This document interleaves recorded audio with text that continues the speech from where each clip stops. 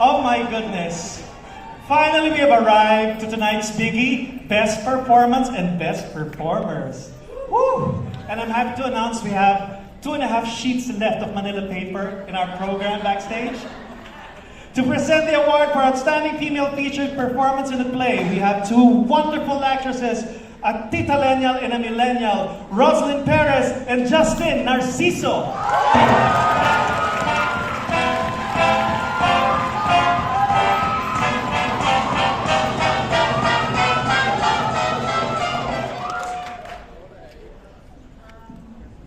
I did 2 plays in UP, joined Repertory Philippines, and then we put up Actors Inc. Yes. And then, oh, I cannot get over what Jaime and Nelsito just said. Beautiful. Thank you for that. And then after AAI, I did work for New Voice, trumpets, and then 2 years ago, I did my last play with Repertory Philippines again. Well, well, as a performer who has just begun her theater journey, it is an absolute honor to be sharing the stage with you, Rosalyn, and presenting with you all of the beautiful and immensely talented nominees for Outstanding Female Performance in the Play. Before we announce, we recently closed The Dresser. She was wonderful, by the way. Where I had the privilege of working alongside a great many of my theater inspirations, Tito Audie, Sir Teroy, Miss Tammy, Tito Jaime, Jeremy, and of course, and I still can't believe I'm saying this, the woman who kickstarted all of this for me, my mentor in Ateneo Repertory, Miss Mara Mara. And something that we often heard from audience members after the show was that truly there are no small roles. And it rings truths in every show that we come across. Everyone is given a chance to spark something within us the instant that they step on stage. And a great many of these can be seen in featured performances. Yes, and how many of us have left the theater and the lingering memory in our minds is that of a featured role. So, the nominees for Outstanding Female... Sorry. The Outstanding Female Featured Performance in a Play are... Kaisa Borromeo, Silent Sky,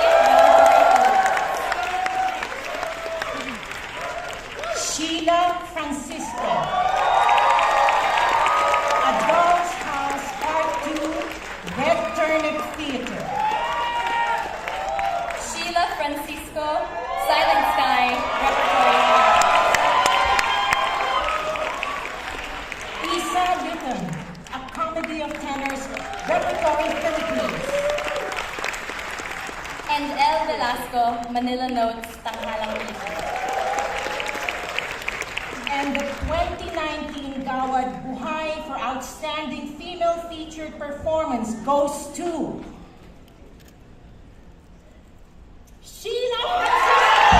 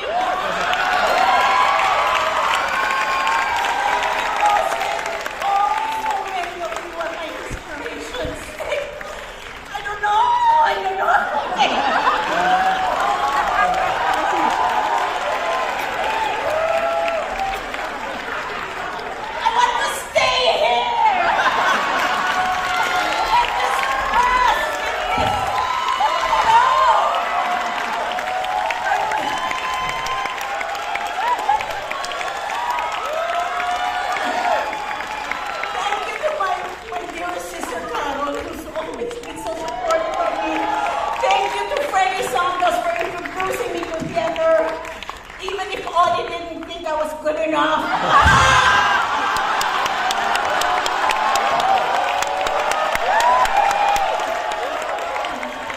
Thank you to all my super friends. Thank you, God. Thank you! And darling, I love you guys! Thank you, Gawad.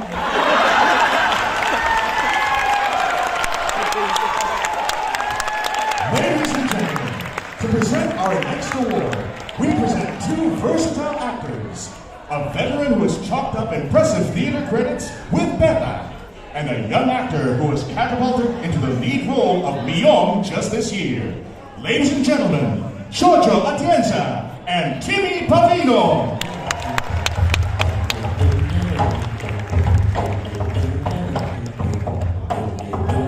Hello everyone, ako po si Taong Bayan 1, 2, 3, 4, 5 and understudying number 8. Ako naman po si Jojo, aka Manggagawa 36, Kapitbahay 38, o di kaya naman ay Driver number 2. Ang dami. Ang dami nun, unsung work. Of course, and what can we say about being an unsung? It's a place where we get to create community, we create a story, a scene together as a family. It's a place where you can say, you can become fearless by using the power of yes. Whatever the director tells you to do, yes. Correct. At kung nanonood kayo ng mga palabas na may unsung, maganda rin manood sa backstage kasi nandoon ang drama, pagpapalit ng costume, pagpapalit ng wig, tama, 5 roles sa isang gabi, tapos palitan ng microphone at higit sa lahat, pag-antabay sa yung cue and sometimes set change at the part. True. What can you say? Is our generation following the same? Sa panahon namin, kahit hanggang ngayon, nakakisnan ko kahit ikaw ay Taong Bayan 36, gumagawa ka ng biographical sketch. Talaga? Oo. Edad, lahat. Physical, ang iyong psychological, pinanggalingan mo, background mo, kung kaano-ano kita sa eksena, kahit isang minuto lang eksena natin. Kailangan klaro sa atin kung magkama tayo ba ay magkapit-bahay, magkalaban. Gano'n ang unsung work namin. Or, nakinagis lang kung pagtatrabaho sa unsung. Pasensya niya mga director dito that I worked with. I never did that. Kanya-kanya. But because of that, before we want to announce the award, we have to say that the unsung, everybody who has experienced unsung, give yourselves a round of applause. And because of you, we have this award, the Outstanding Ensemble Performance for a Play.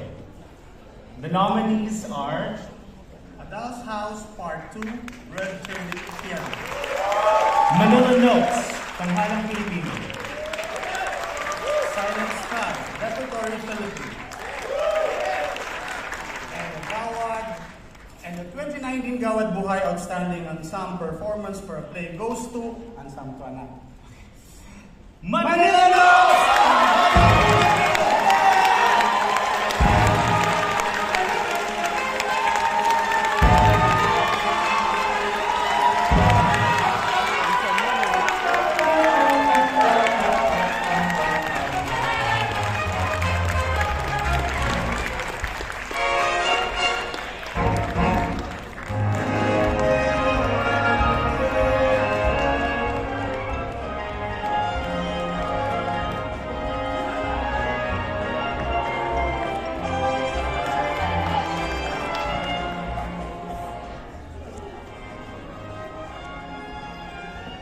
Seniority daw. Sa ngalan ng 20 artista, kabilang ng mga naririto at ang wala dito, nais namin pasalamatan ang PhilStage Gawad Buhay Jury, ang Tanghalang Pilipino, ang Japan Foundation, ang aming mandudula at direktor na si Orisa Hirata, ang katulong niyang direktor na si Hazel Gutierrez, ang aming interpreter na si Yumi. Siya yung nagsasalin ng lahat ng direksyon ni Hirata-san sa amin at sa tingin ko ang dami rin niyang natutunan sa 3 buwan na namin pagkakasama tungkol sa teatro.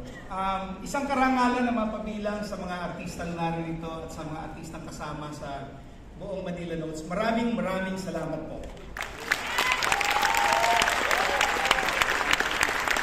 Ladies and gentlemen, The presenters for Outstanding Female Lead in a Play are two ladies who may belong to different generations, but who still flaunt it on stage. Adriana Agawili of Gantimpala Theater Foundation and Annette Go of Tanghalang Pilipino.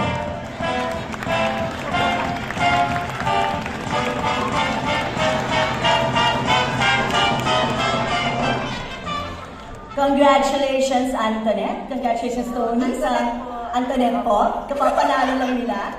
Salamat. Palakpakan naman natin ang mga winners. Yeah, Tony.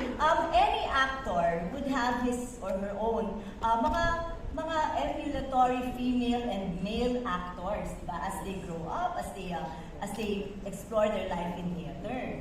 No, so ako, I've had my own share of that, being in theater for a little over 3 decades. Yes.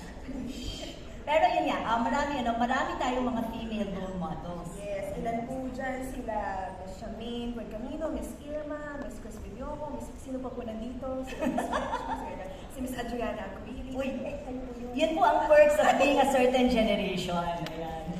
Any of the nominees in this category would make for a more than worthy emulatory role for young actors like Tony. So without further ado, let us announce the nominees for the 2019 Gawad Buhay for Outstanding Female Lead in a Play. And they are Kathy Azanzadi from Silent Sky. Mean Espinosa, Manila Notes, Tanghalang Pilipino. Sam Jose from Longside. Sherry Lara, Night Mother, Peta. And Mensu Nauchenkoyulo from Adult House Grand Hill. And the 2019 Gawad Buhay for Outstanding Female Lead in a Play goes to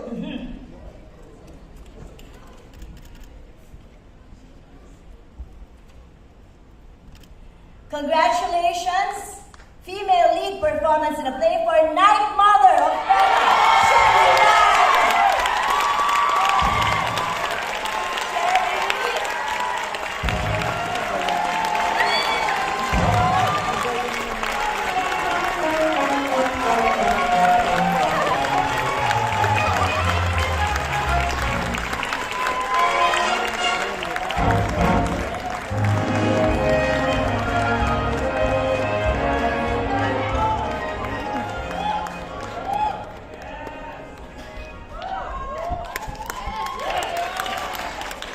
Thank you very much.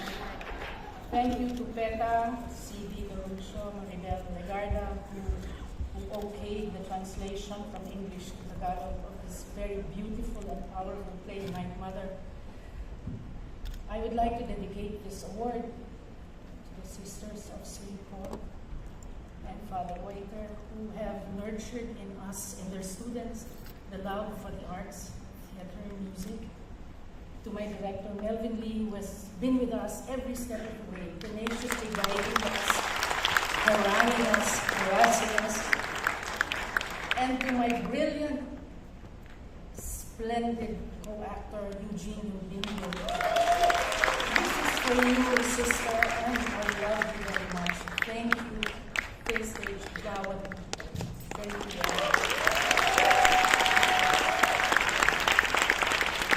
The presenters for Outstanding Male Lead Performance in a Play are two leading men who could very well be the poster boys for the remake of the movie Ganito Kami Noon, Paano Kayo Ngayon? Ricky Davao and Jeff Flores.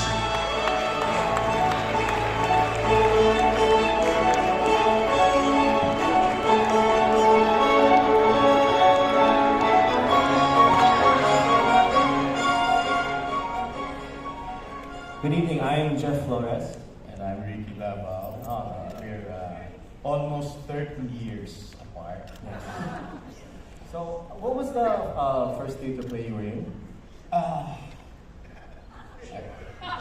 Can we talk about Outsiders later? na. My last one is, baka naman hindi. Which was the very first play I saw in my entire life. I was 13, Big Silayan, my father. Anyway, we were told na magkikwento kami about our careers. Generation daw, ito payo ko, swerte natin. What year was that, po? 1973. Oh, 73. Yeah.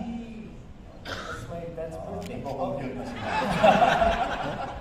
So let's get to it. No, I want to say something about... Talk about. No, wait. Anak. Hindi, I just want to say na napakaswerte natin mga artista.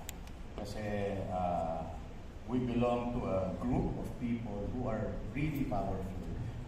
Dito sa isang teatro, madilim, pwede natin silang patawanin, paiyakin, change their lives dahil sa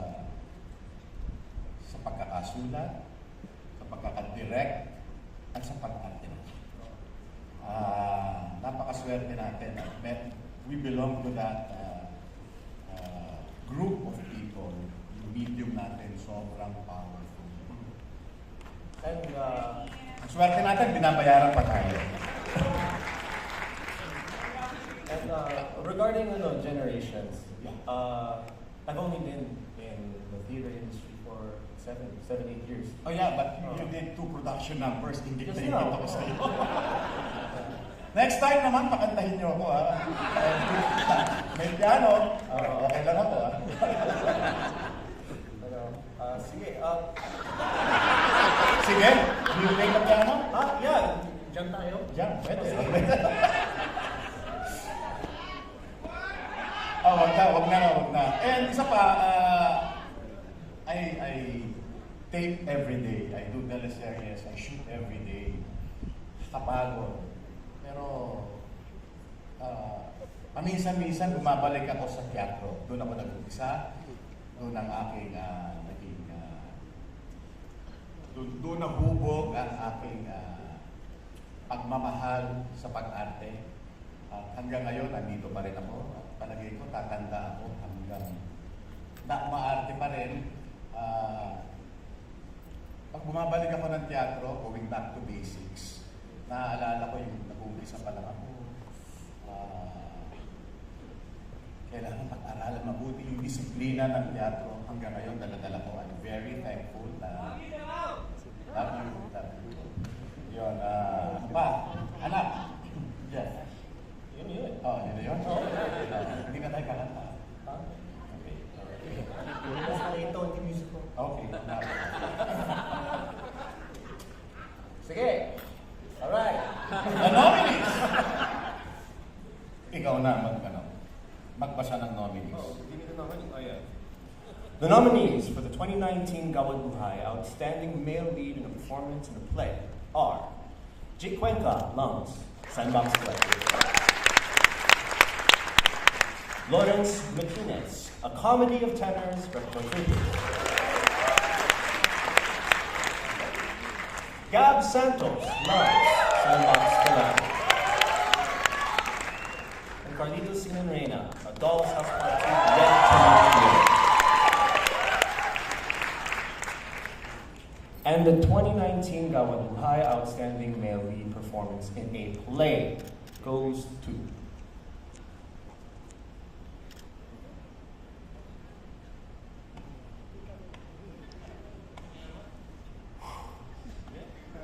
I'm quite emotional. Carlitos.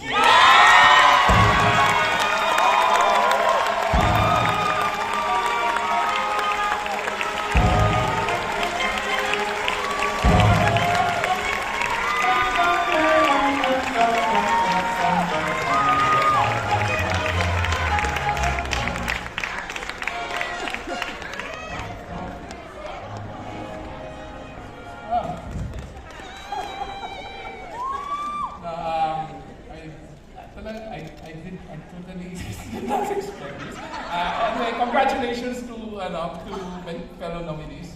I'd really like to thank Red Turnip. Thank you so much. I'd like to thank particularly Jenny Hamora and Brian C. And also kasi si Brian C. saw me in a reading in King Lear of Tony Mabesa. in that one reading, after which hindi na ako nakabalik because I felt so, it was ang layo kasi ng Quezon City. but I was so honored. I really wanted to do it, pero I'm rambling now. Why am I doing this? Pero thank you, Tony Mabesa. Thank you, Jenny and Brian C. Thank you, Chris. I'm so proud of you. Thank you so much. Thank you for seeing this, for having faith in me. And wow, I really felt, again, you're on stage with Mencho Lauchenko and Sheila Francisco and Rachel Coates. Thank you so much. It's a great cast. It's a great ensemble. They kept me going. Actually, they inspired me because ako naman, it's really not my field, but I was so inspired by everybody on the production. Maraming salamat to Erica Estacio and Joey Mendoza, John Batalya. And I also I just want to dedicate this in memory of Chris's grandmother and my mother, Arvita Singyon. Thank you very much, Gawad Buhay. Gawad Buhay.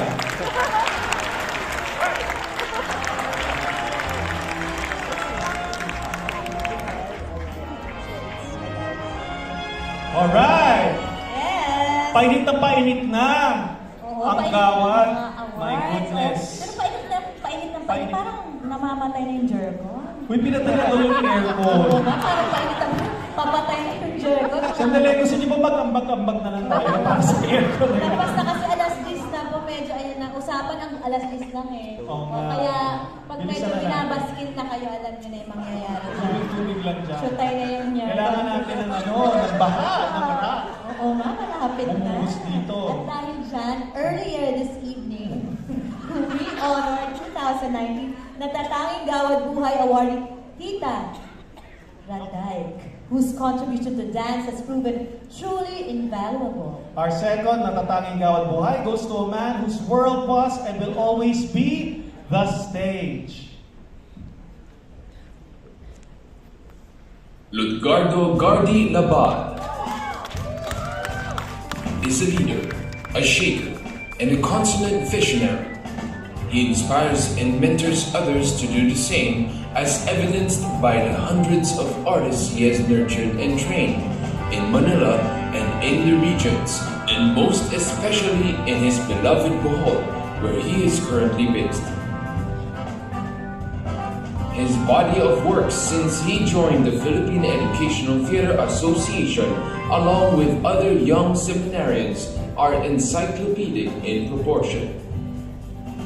As a theater director, he has directed more than 50 stage productions. As a musical director and composer, he has done 14 musicals and 85 films. He has directed and managed 17 local and international festivals. And as a cultural worker and organizer, he is instrumental in giving birth to 10 heritage contemporary arts and living traditions programs and organizations. Gardi has also been recognized for his works in film, some of which were directed by national artists like Lino Broca and Eddie Romero, winning more than 9 awards as composer and musical director. He is also recognized by national and international award-giving bodies through 18 different awards as an artist, organizer, teacher, and cultural worker. Having accomplished so much in less than 5 decades represent a life dedicated to turning his vision into realities. Gardi has gone beyond the call of duty to turn his extraordinary visions into realities that inspire and prompt others into actions, although many would admit that he is indeed incomparable. And when others would stop and sit on their proverbial laurel, Gardi continues to study and improve his craft through exposures and collaborations, and turning his learnings into models that he could apply to communities and into making heritage, contemporary art, and living traditions engines for social change, ecotourism, and sources of improved lives for the people.